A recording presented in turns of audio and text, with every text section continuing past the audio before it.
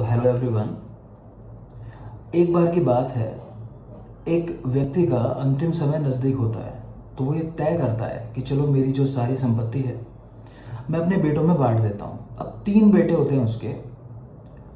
तो तीनों बेटों को ज़मीन मिल जाती है उसकी सारी, और वो डिसाइड करते हैं कि भाई चलो अब हमें किस चीज़ की खेती करनी है, इस ज़मीन का हम क्या उपयोग करें। तो तीनों डिसाइड करते हैं कि आज शाम को मिलते हैं और अपना अपना प्रस्ताव लेकर आते हैं कि हमें क्या करना चाहिए।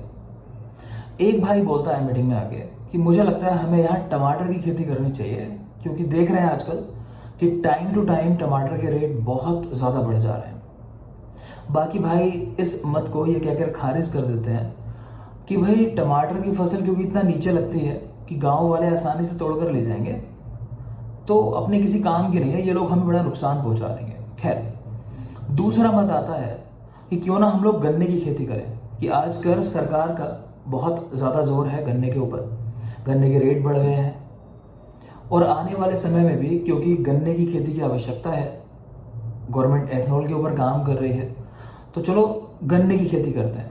लेकिन ये मत भी ये कहकर खारिज कर दिया जाता है कि भाई गन्ना तो इतना मीठा होता है, गन्ने के कितने सारे प्रयोग होते हैं, तो ये लोग जो टमाटर नहीं छोड़ेंगे तो मुझे लगता है कि गन्ने को छोड़ेंगे। अब तीसरे से पूछा जाता है कि तुम बताओ, वो कहता है मैं क्या बोलूं, क्योंकि मैं जो प्रस्ताव लाया था मैं लाया था अनार का। लेकिन जब हम इस बात के निष्कर्ष पर पहुंचे हैं कि ये गांव वाले हमारे टमाटर नहीं छोड़ेंगे, गन्ने नहीं छोड़ेंगे, तो भला मेरा प्रस्ताव अनार का वो कैसे चल सकता है। अनार के बारे में तो कहा भी जाता है कि एक अनार और 100 बीमार। अब तीनों मिलकर बैठे तो इसलिए थे कि खेती क्या हो, लेकिन यहां तय होता है कि चलो खेती तो होती रहेगी, सबसे पहले इन गांव वालों को देखते हैं जो हमें नुकसान पहुंचाने वाले हैं। तो तीनों मिलकर तय करते हैं कि आज रात को पूरे गांव में आग लगा दी जाएगी।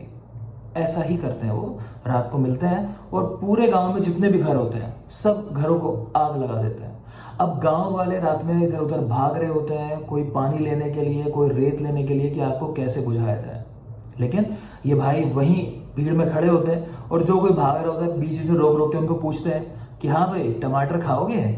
कोई पूछ रहा होता है और खा लो गन्ने, और कोई बोल रहा होता है अनार, हाँ बहुत मन है अनार खाने का ना, अब खाओ अनार।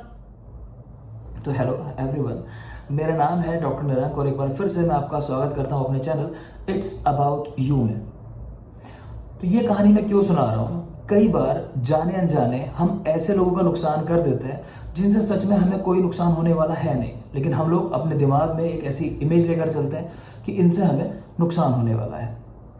आज इस कहानी को आपको सुनाने का पर्पस ये है कि एक बीमारी है जिसको हम लोग बोलते हैं सफ़ेद दाग या विटिलिगो या फिर ल्यूकोड्रमा। आपने कॉमनली सुना होगा, त्वचा के ऊपर सफ़ेद सफ़ेद दाग हो जाते हैं, चितकबरापन भी बोल देते हैं गांव देहात में इसको।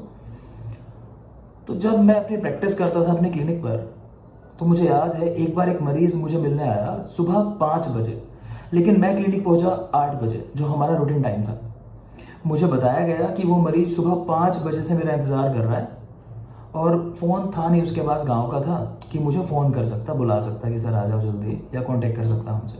खैर, मैंने उससे पूछा इतनी सुबह क्यों है, तो उसने मुझे बताया कि गांव के लोगों को ऐसा लगता है कि अगर मैं उस समय बाहर निकलूंगा जब वो लोग निकलते हैं, जब उनके बच्चे निकलते हैं, तो गाँव वालों को डर है कि उनको भी ये बीमारी हो जाएगी। जबकि हकीकत ये है कि विटिलिगो या सफ़ेद दाग की बीमारी बिल्कुल भी नहीं फैलती है ना। तो उस व्यक्ति का सामाजिक तिरस्कार कर दिया गया, उसका भी उसके परिवार का भी, इस आधार पे कि ये बीमारी दूसरे लोगों को भी हो सकती है।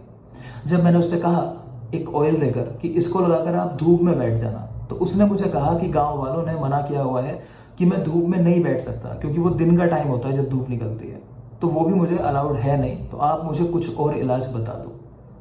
तो हम कहाँ जी रहे हैं, किस सदी में जी रहे हैं, और आप लोग थोड़ा सा बीमारियों के बारे में खुद को एजुकेट करो। इस बीमारी के बारे में थोड़ा सा मैं आपको बता देता हूँ कि आपके मन से जो वहम है दूर हो जाए। देखो, बीमारी क्या होती है सफ़ेद दाग, आपकी त्वचा में जहाँ जहाँ बाल होते हैं ना, उसकी जड़ों में एक सेल रहती है जिसको हम बोलते हैं मेलानोसाइट्स। उसका काम यह है कि वो कलर बनाती है, पिगमेंट बनाती है, और उसी की वजह से आपकी स्किन का जो कलर दिखाई देता है वो दिखाई देता है।